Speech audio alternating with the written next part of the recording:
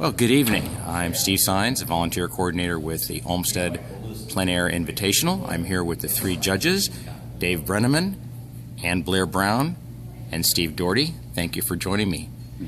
So my first question is, you guys are done with the judging, right? Yes. Yes. What's each of you, what was your overall impression of the quality of the art?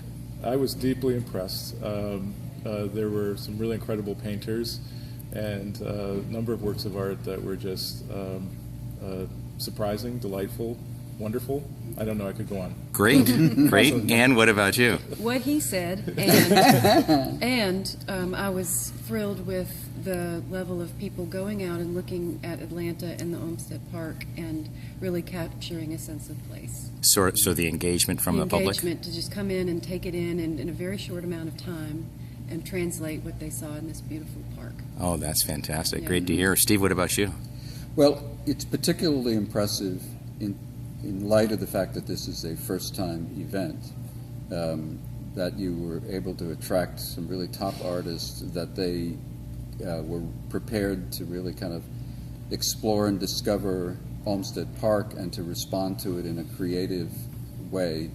And the quality of the work is as outstanding as any of the events that's been around for 20 years. It's really a remarkable achievement, and I know a lot of it has to do with the fact that you've treated the artists extremely well, and they were felt welcome and encouraged and supported through the week, and I think that's one of the things that's reflected in the exhibition. That's awesome. Thank you for saying that. So the artist experience, so to speak, right? Yeah, it has a lot to do. So in terms of, you all have been to a lot of these types of events before. Could you possibly compare and contrast how this one was compared to some of the other ones that are more popular maybe? Well, I'll have to let my colleagues answer that. This is my first one, and I have to say I loved it, and I was just really impressed by both the sense of place. I really appreciated that observation, but also the technical virtuosity of some of these artists is really amazing. So this is a new event for me, but one that I just really highly recommend. It's a really great thing. Yeah. And Steve, any thoughts about how it compares to others that you've been to? Well, I agree with what Steve said previously about the level of taking care of the artists and making them feel welcome, and what they give forth because of the way you take care of them. And so I thought it was a stellar effort on the first go-round for this one, and very comparable to a lot of other events I've participated in. Wow, that's very nice of you to say that.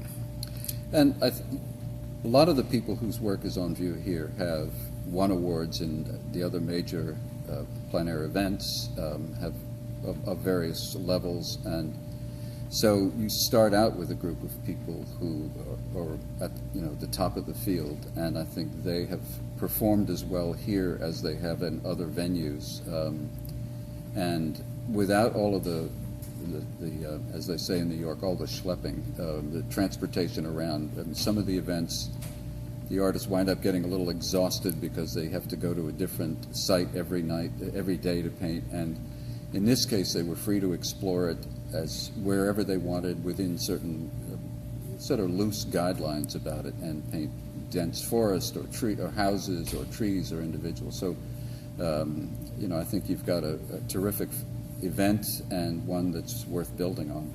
Wonderful, thank you. I guess my last question, and anything else you'd like to add, is when it comes to judging, how does that process work without giving any secrets away, and how difficult? Because I'm guessing it's kind of tough to make the decisions. We had fist fights. That's right. Yeah, it was actually a good process. I think that just off the top, I think we have complementary points of view and complementary probably backgrounds, different backgrounds. So I thought it worked out really well. So each of you brings a different perspective maybe to the judging process? And I think all three use the mind and the heart equally, because you have to do that when you're looking at a visual presentation. But there are technical things that have to be met, and then there are also things that are more emotive that we can pick up on also. And that's the way art should be, right? Yeah. Right.